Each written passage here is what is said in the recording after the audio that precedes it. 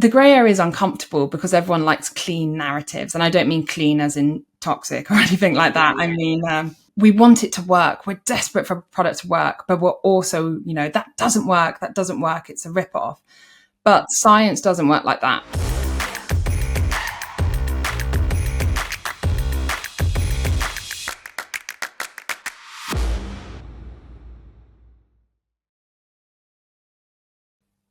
Welcome back to another episode of Demystifying Cosmetics.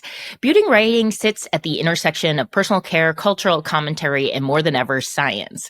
But how do you balance storytelling, editorial integrity, and the increasing demand for transparency in a crowded and often commercialized space? Today, I'm joined by Becki Murray, a seasoned beauty editor, science communicator, and contributor to publications like Citizen Femme, The Telegraph, and Harper's Bazaar. With a writing voice that is both accessible and nuanced, Becki has made a career out of making science relatable without dumbing it down. Her work bridges the gap between evidence and emotion with a particular eye on the language we use and the trust we build with readers. Welcome, Becki. Hello. Thank you so much for having me. I'm very excited to have you on. This is an area that I haven't had an opportunity to have a guest on yet. Lovely to be You're setting the precedent. No pressure. No pressure. Love to break new ground. Exactly. Well, that's what you do in your field, right? Yeah.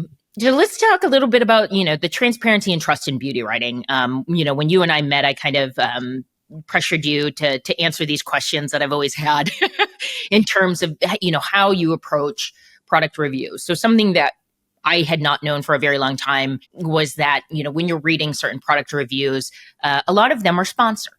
So you pay to have your product put into a magazine, whether it's Vanity Fair, whatever that may be. And that was new to me. I had really just thought that beauty editors or, writers around the world were scouring earth for these products and trying them out and then, making these commentary. So talk to me a little bit about how you approach product reviews when money or brand relationships are involved. Of course. And the first thing I will say is that not every beauty review is paid for. There is a whole host of editorial going on. We really do scour and test. And if anything, the industry is getting better, I think, for that. So I will, wave the flag for the fact that it's brilliant editorial integrity. But let's not gloss over the fact that commercial relationships keep media organizations in particular afloat.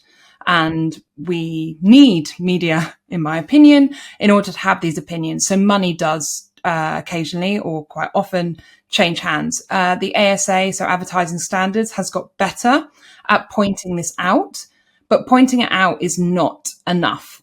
I think often when it comes to the sort of standards, when a brand is paying for an advertorial or even sending PR, or frankly, cold emails someone, or I've picked up a product at the shops, payment can never equal praise. And I think PR and brands are getting better at understanding this because journalists are standing up to say that even long-term relationships cannot guarantee coverage. They guarantee tougher questions and pushing PR teams basically for clarity. So one of the big things that an old boss told me when I was first starting out, that there's no such thing as a free facial. And it's totally true. Even if actually your company, for example, has been asked to review something and it's part of a paid for feature, you can't let yourself get blinded by the fact that there's money on the table or there's a product on the table. You have to make it worthwhile for the reader who will be paying for it. And if you're not willing to put the work in to review something properly, then no amount of payment should be acceptable. And as an independent journalist, I'm lucky enough to be able to push back specifically. But even in-house, the discussions have to start beforehand. So what you see written on the page has to be a product of information that has been given from a brand. You have the product to actually test. You have to test it for the amount of time you've said you've tested it for. I'm talking quite a few years. There was one occasion I did have where they were like, review this fragrance. And, it was a big brand. There was pressure to review it. We asked for a sample and the sample didn't exist yet. And I was like, we can't smell it. So to be honest, at a basic level, journalists are humans too. And it's about registering what doesn't feel right. Yeah. And not being able to smell a fragrance before I write about it. Some people might be able, creative writers can do that, but my job as a journalist is not creative writing. And I think you have to be very transparent about what you're doing when you're reviewing a product. Because ultimately, I'm not writing for brands. I'm writing for readers, and I'm actually trying to help a brand get new readers. So you can't promise them pixie dust. You have to talk to them in a way that you realize that trust takes years to build and one compromised article to destroy. And that is the case for journalists. It's the case for brands. And we cannot let blurred lines come in. So actually it's for the benefit of brands as well to have open conversations that, yes, you've paid to put this product in my hand, but you're also probably paying for my feedback, and I will not be saying something that I do not believe to a reader. And to that end, when you're talking about setting up boundaries, is there an establishment too of saying, I will test this out, but if I don't like it, I'm able to publish that as well? Or generally, is it we review ahead of time? If you have negative feedback, we just don't publish it? It's a bit of both. So I always say I'm not out there to write hit pieces. I personally think beauty and wellness should be a positive space. So if I really dislike something, the first person who will hear about it is the brand or the person I'm in contact with. And I will explain exactly why I personally don't like it. What I tend to then set up is a second opinion analysis. So I have one face. I am Caucasian. I am early 30s. I have one, I live in the UK. I'm one specific demographic. And that demographic is, I might have expertise in beauty, but that does not mean that my face knows everything. It definitely doesn't. Yeah. So what I tend to do is then go, am I just not the right person to review this? Is this product not for me? And therefore, and that boundary set early. So I can communicate that process clearly from the beginning, because I never guarantee positive feedback on something. I like balanced feedback, actually. I feel like there's always pros and cons to every product, but I'm also not trying to catch anyone out. I definitely think when people hear that I have scientific training, that I went and wanted to learn more, some brands sort of clam up a little bit and go, oh, are you trying to catch me out? And actually, I'm just trying to be more informed so that I can inform the reader. So it comes from a place of positivity, and actually feedback can be positive in the sense of, you know what, I really had to work it in, and I've got rosacea, so it actually made me glow a little bit too much. But if someone has tough skin, shall we say, they will love it. So I think it's about making sure that nothing distorts meaning. It's the same with edits, because as a freelance journalist, you might see it as well. A journalist submits their copy. Yeah. They don't always have control over the headlines or edits, but there is increasingly a relationship with all editors in particular. And I wouldn't work with an editor who would slash and burn and completely change my words. And that is the basic sort of threshold of evidence that when I say something, I'm happy to be corrected or questioned, but I will not be, if they're saying, can we say it like this? And it's way more positive than what I meant, that's just a no-go area. Sure. And you mentioned it, and I forgot to touch upon this, but you actually, in your career, you said, I want to learn more. And you actually went back to school and got an education in cosmetic science. Tell us a little bit more about kind of that impetus and how you think it's leveled up your journalistic integrity and experience. Yeah, I mean, I've always loved beauty, and I wanted to be a journalist. So I did what I thought journalists did, and I went to university and I studied English, and I learned how to write. And I love writing, and I personally think the skills I learned are incredibly important to my career. But what I also realized was I was in the perfect position when I was in-house to learn from all these incredible experts. But there was a game of what I called whispers going on, whereas I, as a journalist, without the scientific training, heard from PRs, who heard from marketers, who heard from R&D, who spoke to formulators, and there's quality assurers in there. There's, packaging experts who one, well, either a bit scared of the media, or two, the pathways just weren't there to connect up people within the industry. It was very linear. So I was relying on brilliant information from people, but it passed through so many hands. And that children's game, by the end of the 6 people, the information is going to have changed a bit, and you're going to oversimplify. And what I realized is, how do I make sure my copy is as accurate as possible? It's on me as much as anything else. So what I decided to do, because I'm an incredible nerd, was over lockdown, with the help of the Society of Cosmetic Scientists, to train and get my diploma, and I'm still training now, and I still, as in adding to my education, once you get that certificate, I think you get the bug, and you just want to keep. And I do think having an accreditation, something that proves to myself, but also to other people, that I do know what I'm talking about, allows you to speak with a confidence in my own writing, but it also opened doors to other people within the cosmetic science industry that I would never have spoken to. And now just this week, I was at SES Formulate, which is a massive conference. I'm there because of the training I've done. So I get to speak to suppliers, ingredients, experts, all the way through the industry. So what it does is enrich my network. So it means that I'm speaking and using the expertise of others in my writing on both a B2B and a B2C level. And I like to say, as journalists, we stand on the shoulders of the giants of cosmetic science. We are their voice often to the consumer, and we have a responsibility to be as clued up as possible on that front.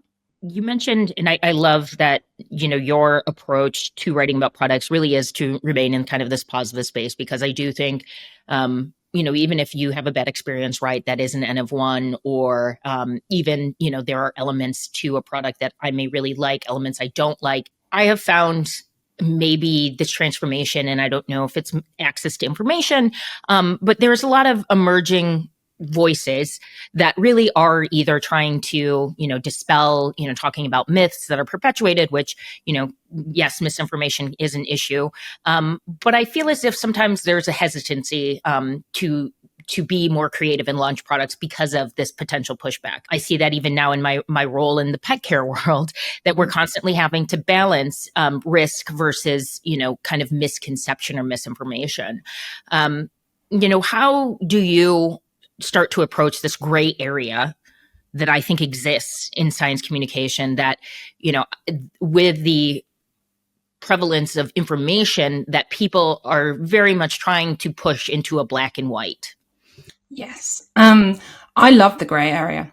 My favorite place in the world, mainly because you have the best conversations. If you can stay in the gray area, you have the best conversations. And I do think it's where journalism belongs, in a world of increasing polarization, especially because science is not a string of absolutes. Most of the time, ingredients aren't inherently good. A brand isn't inherently good or bad, just like people aren't. It reflects society. And if you think about scientific findings, we call them theories for a reason, because there's always more evidence to come. So I think you have to realize that every new study that comes out that hopefully builds on the scientific basis that we already have, anything that goes for or against the kind of given narrative is great. We should be excited, but we should also analyze it and realize that the gray area is uncomfortable because everyone likes clean narratives. And I don't mean clean as in toxic or anything like that. I mean, it's very, we want it to work. We're desperate for a product to work, but we're also, that doesn't work. It's a ripoff. But science doesn't work like that. And actually uncertainty a little bit is good, because it sort of helps you avoid oversimplifying, but almost by accident, because by keeping it simple, you can kind of say, oh, I have the answer. It's this. And actually the best experts are the ones that say, these are the answers we have right now. And actually, if someone comes in and says, actually, we're not sure, or here's something else we're seeing, we have to sort of look into that. And I think the problem we sometimes have is some big news will come out, and the media is problematic because you fight for clickbaity headlines. But the clickbaity headline will be, this ingredient causes cancer. And what it will actually be is that the evidence, that everyone's constantly building on evidence and they're looking for better alternatives. And the thing is, you can't invest in better alternatives if you're terrified to say that actually the ingredient that we've loved for a while might not be as good as we thought it was, or vice versa. Actually, it is still really, really good. And I think when you simplify things out and go, you have to be on this side, you have to be on that. Yeah. Otherwise, your principles, you have to have principles. Yeah. Actually, the principle can be, oh, I think I got that wrong, or not even wrong, or I ask questions. I need to ask further questions, or new answers have come out that mean that what I thought before, I'd like to rethink. And I think as a journalist, as a consumer, as anyone working in cosmetic science, you should actually encourage that, because it means that we're moving forward. Because actually the thing I'm most scared about is us resting on our laurels and going, I'm so scared to innovate because what if people don't like it? And that means creativity is gone. We need feedback, if something's not right, but actually we have to be brave enough to investigate. And that means pushing forward, and actually investigations is seeing both sides, and sometimes maybe saying, right now I'm more 60% this way, but will not close the door on someone who disagrees with me. Okay, real quick. Raise your hand if you have dealt with active instability. If you have ever opened a jar of retinol cream and smelt an off odor, or noticed your formula went dark brown, chances are you are dealing with active instability. It's never fun when the formula you've been working on goes south and the due date is only days away. That's why we've encapsulated the trickier ingredients to work with so you can kick the stability struggle to the curb. From retinol to vitamin C, we make it easier to work with those ingredients that typically give you that 3 p.m. headache. The cellulose shell shields the active from outside exposure. Things like air and light that are likely to cause active breakdown, giving you the power to create stable and effective formulas without the trial and error. Ready to quickly create effective skincare formulas? Discover Tagra's Cellucaps line by going to tagra.com/cellucaps. So, have you encapsulated yet? Now back to the show. And, you talk about simplifying and in the, kind of clickbait, right? I like to say I'm fortunate enough, I guess, to live, be of an age where if I wanted to, for instance, in college courses, gain information on something, I would have to sit in a library and go through like reels or, pull out. Accessibility to literature articles was not extensive at that point. But I did have to invest time. But now there is, the use of AI that you can easily obtain information. And so the clickbaity, the attention span of an audience is much shortened, right? And so how do you start to navigate scientific communication to even, simplifying or not simplifying concepts, knowing that to capture your reader, there's a very short period of time. And that's why things like clickbait headlines are so successful. Yeah, I think for me, actually, and your example is a brilliant case of this. Simplify the pathway, not the conclusion. So you said that you took the time and you had to go through multiple sources. I say, keep your multiple sources, please. That is, the depth of information should be just as wide, if not wider, because we have access to more of it. But we should not just take a conclusion as fact, just as we wouldn't allow one source originally. Going back to school, you had to have multiple sources. Yeah. I think to take AI as an example, it's now often seen as the summarization tool that gives you the final answer. No, it just summarizes. And that isn't a conclusion. That is a sort of, you're sort of halfway to understanding that process. So I always say that if you simplify, in the case of beauty writing, if you can simplify the mechanism of how something works so a reader understands it a little bit more, that can be helpful. So finding metaphors for how, for example, a retinol might work so that they can place it within their realm of understanding, but not then just going, oh, it works, just trust us, or completely going so into the science that the wood for the trees is just, it's just too overwhelming. So I was in a consultancy meeting actually recently, and it was such a small point, but they were like, we want to showcase the science. And I was like, that's amazing, but start with the benefit, because your benefit is 5 paragraphs deep. And someone has read this incredible science and probably gone, this is so interesting, or gone, I'm so overwhelmed. Sure. So I think it's about simplifying your structure, actually, and more information is not necessarily more. It's about the quality of the information that you put in. So as I said, AI is a great example of a summarization tool, perhaps without the human brain. So what you want is your multiple sources, and then you can go, with all the information I now have and the time I've taken to get the information, how would I explain this to a friend? How would I explain this to someone who has a little bit of scientific understanding? How do I add on a little bit more and then build it out from there? So it's about taking someone on the journey with you, not going, we only need 1 carriage because, that's all the information we can fit. And I think that's really important, because otherwise more information is more confusing, actually, unless you have the tools to say, let me put this in your words. I might have to enlist you with some help, because I've been recently tasked with my team that they want to showcase more of the science behind our product, and they want me to do shorts on that. And I'm like, I don't know how to condense this to 30 seconds. Like I said, well, I do almost like the old fashioned sandwich technique, which is go in with the really exciting, your kind of benefit. What would you write on the board of the sandwich shop? Yeah.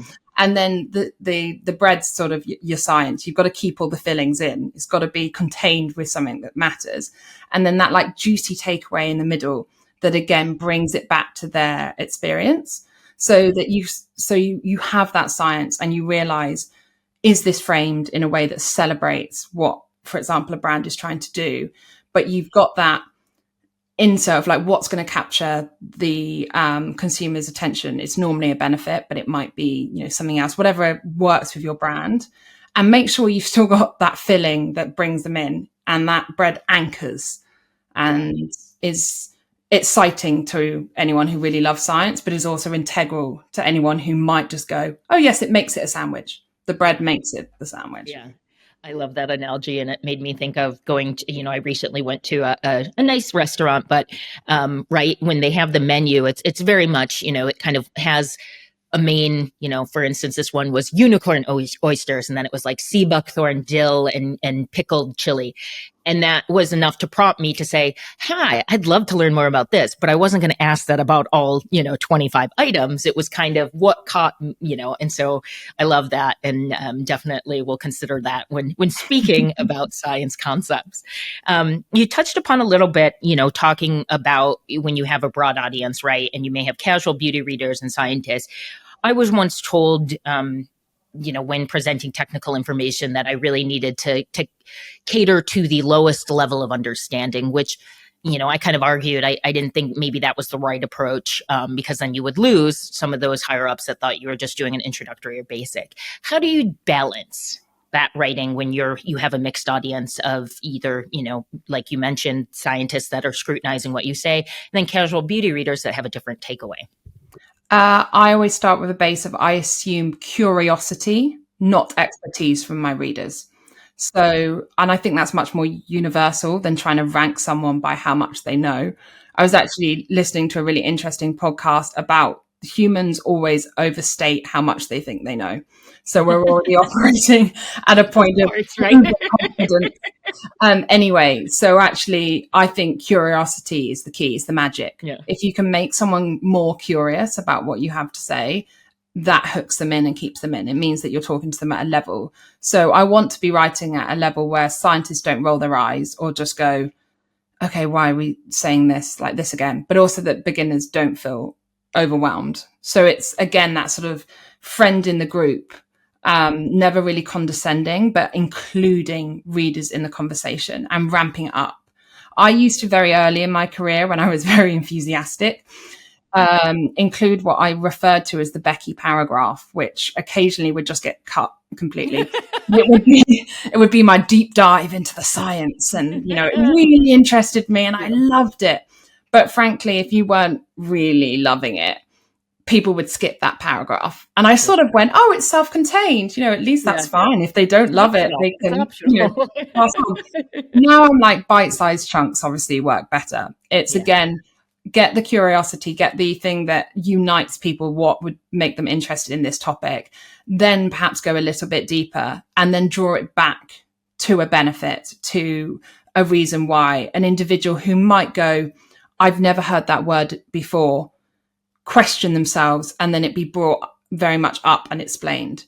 I feel you're allowed to be chatty in beauty in a way that I love, because conversations, the one we're having now, your sentence structure, you start a point, you make a point, and then you might go, oh, let me just clarify. And actually some of the most powerful beauty writing at times, I think, is allowed to have that flow. It doesn't have to feel so structured of here's the paragraph on just the benefits, here's the science in a separate paragraph, here's the bit for the experts, here's the bit for the individuals. It's about how do we make people interested, and if they want to learn more and get a whole website of Becky paragraphs, then there's places they can go.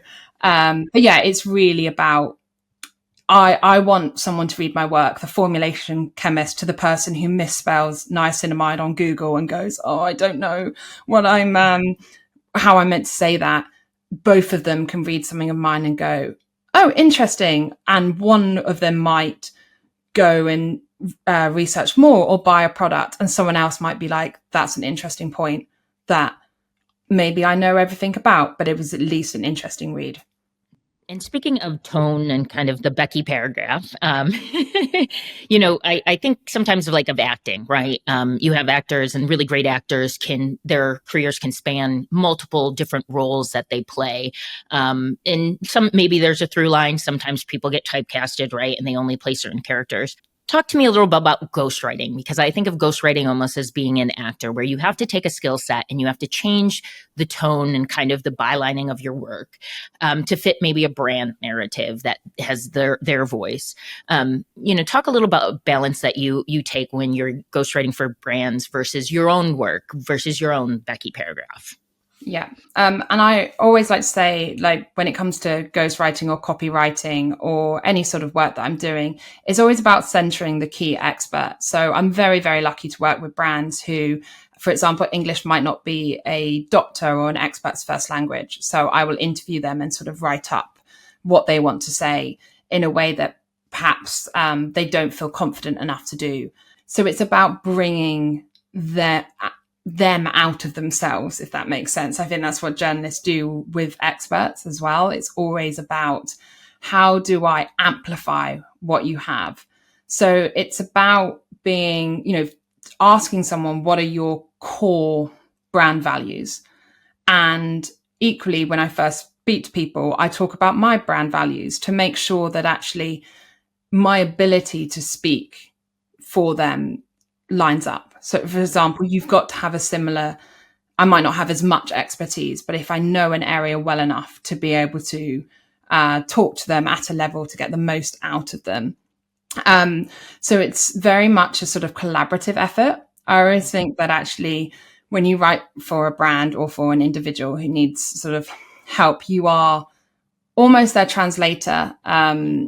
And it's about pulling on the strings and getting it out, and collaboration, in the sense of, I would never just write something and be like, that's what you said, off you go. From a brand point of view, that give and take of, here's my expertise. When you say that you want to have authority, but a bit of playfulness, this is what I mean, what I take that to mean.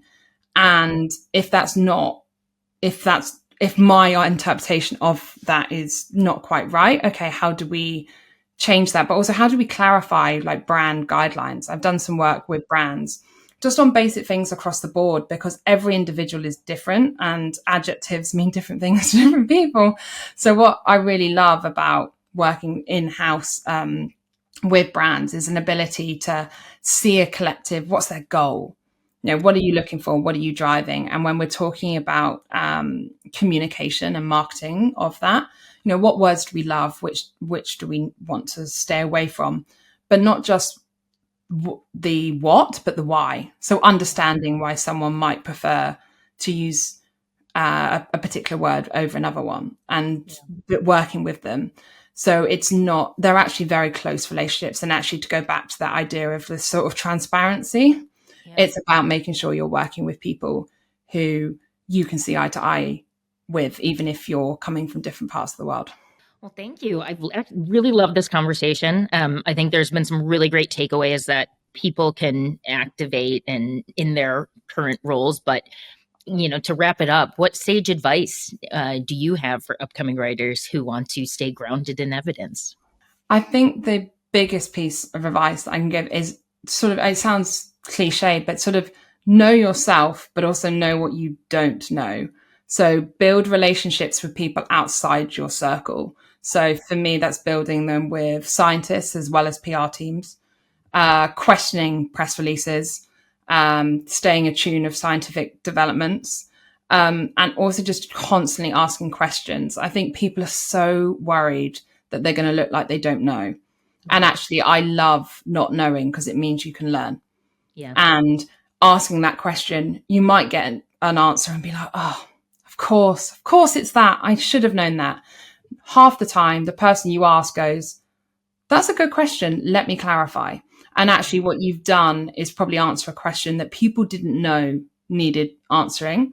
And as journalists, I personally think we're here to ask questions, but also sort of get answers and push forward and communicate what the broader beauty community is trying to say.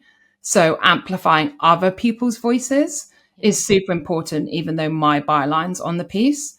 And the way to do that is to keep your circle broad, keep it as broad as humanly possible, and actually think of it as amplifying other people's voices. And then actually your own work kind of sort of becomes something of itself. I like to say that if experts now are excited to speak to me because I can sort of get a little bit more out of them or get that excitement, something that they're really excited about, then I've really done my job.